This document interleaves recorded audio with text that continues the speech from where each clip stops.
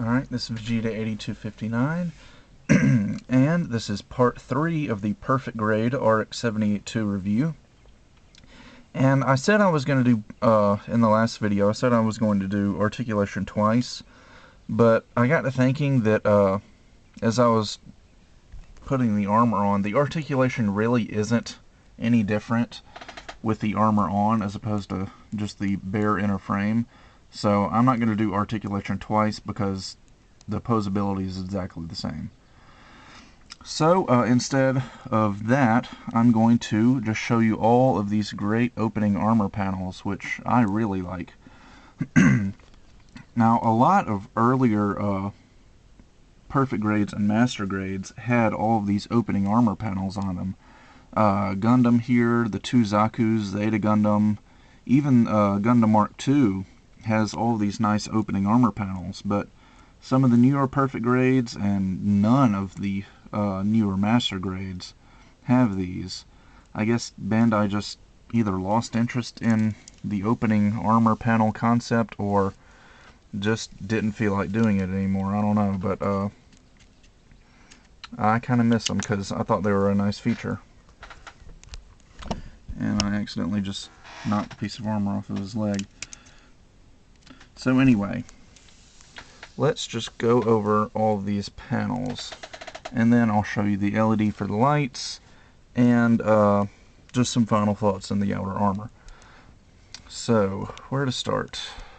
I guess I'll start with the head. First, you've got this little mohawk panel with the camera lens that comes down. You've got two panels on the sides of the head, which fold in, and then these two blue panels come down and snap into place on his chest. If I can get it to go in. There we go. The backpack actually has a very large panel on it. Move these thrusters. This big black piece comes down and covers up the backpack. I think that's, well, the cockpit, of course the cockpit door opens and closes, but there's also a little door right here that just slides up. But I'm not going to do that here because it'll probably rip off that decal that I put there and scratch up the paint. So that about does it for the torso. On the arms, you've got each panel of the shoulder can go up and down, and also the whole shoulder armor itself can lift up like so. And you've got some nice detail up under the shoulder armor. So that can come down. You've got two panels on the arm, which can open up. And then a panel on the side of the arm, which, let's see if I can get it in the shot. There it is. Exposes two little thrusters that are inside the arm. And of course the other arm is exactly the same. Next, on the skirt armor, all of these little yellow squares open up to reveal mechanical detail underneath.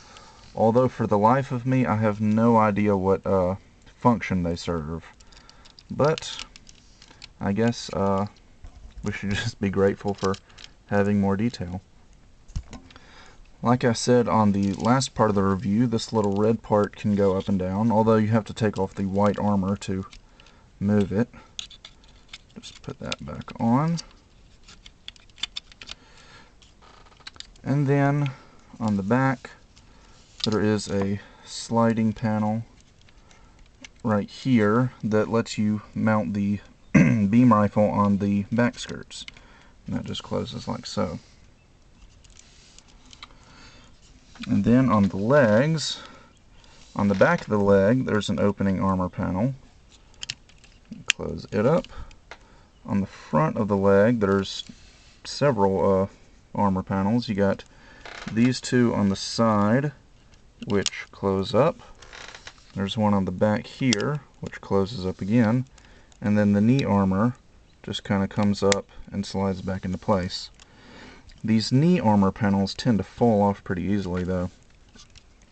So you might want to consider gluing those in place if you don't have any intention of disassembling your perfect grade again, because they stay in place fine when they're like this, but when you've got them pulled out like I did just now, they tend to fall off pretty easily. So anyway, that is all the opening armor panels. As far as the paint job I did pretty much just the standard colors, obviously. I did a little bit of weathering, but not nearly as much as I did on 00 Riser. See, I've just got a few little scuffs and scrapes and things, especially down here on the feet, and did the bottom of the feet. So, just a little bit of weathering, but not much. Move these out. Also, like every other perfect grade, there are light up parts. I showed you in part 2 that there is a little switch here on the back of the head, right there. It's already on, and you can't really tell that the eyes are on right now because my battery's running low, but turn off the lights, and there you go. Now, one thing that really puzzles me about this model kit is that Bandai gave us a green LED for the light. And Gundam doesn't have green eyes, Gundam has yellow eyes. So I went to Radio Shack and just bought a small yellow LED of the same size and just switched it out. And it was really a very easy, straightforward process. All you got to do is just go buy the same size yellow LED. I think it's like a... Actually, I have it right here. Let's see, where is it? Here's the LED Bandai gives us. It's, what, 2 millimeters, I think? All I have to do is go buy a 2 millimeter. Pretty sure, I don't want to give you the wrong information. Either 2 or 3 millimeters, I can't tell. Measure it yourself. But, yeah, just buy the same size LED in yellow and just switch it out. Just follow the same instructions that are in the Perfect Grade manual. It's really easy, so I'm not going to bother doing a tutorial on it. Anyway, I guess that about does it for part 3. I can't think of anything else I wanted to go over. So, just make sure to come back for part 4, and we will go over the RX-78's weapons and accessories.